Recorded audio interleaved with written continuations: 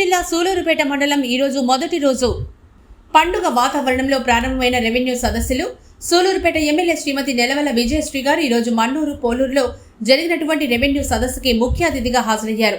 వట్రపాలెం పడమట కండ్రిగా నూకలపాలెం నుంచి వచ్చిన రైతులు తన సమస్యలు ఎమ్మెల్యే ఎదురుగా ఆర్డీఓ గారికి ఎంఆర్ఓ గారికి వినిపించుకున్నారు.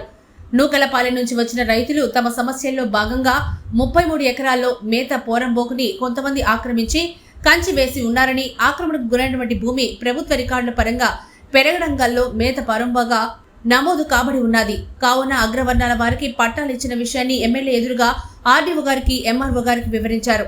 దీనిపై క్షుణ్ణంగా పరిశీలించి మా మేత పోరంబోకు భూమిని రక్షించాలని మొరపెట్టుకున్నారు. ఈ రెవెన్యూ సదస్సు ఇవాళ నుంచి ప్రారంభమవుతుంది.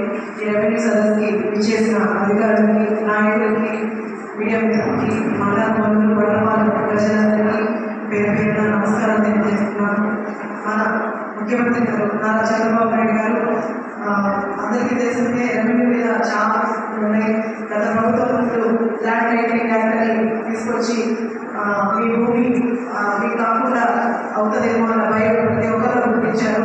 మన చంద్రబాబు నాయుడు గారు ముఖ్యమంత్రి అయిన వెంటనే 2వ సంవత్సరం ఈ ల్యాండ్ టైటిలింగ్ యాక్ట్ రద్దు మీద సంవత్సరం చేసి ఎంతో మంది ప్రజలకి ఊరట కలిగించారు. సదస్సులు ఏర్పాటు చేయడం జరిగింది. ఎలాంటి సమస్యలు సరే మీరు ప్రభుత్వం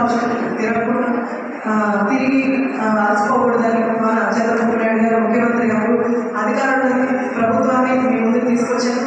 దీన్ని ప్రతి ఒక్కరు సూలూరుపేట ప్రజలందరూ సద్వినియోగం చేసుకోవాలి. ఎలాంటి సమస్యలు ఉన్న ల్యాండ్ ద్వారా మీరు ఆర్డీఓ గారికి, ఎంఆర్ఓ గారు అందరు అధికారులందరూ మీకు దగ్గరలోనే ఉన్నారు, మీ దగ్గరికే వస్తున్నారు. కాబట్టి ప్రతి ఒక్కరు దీన్ని సద్వినియోగం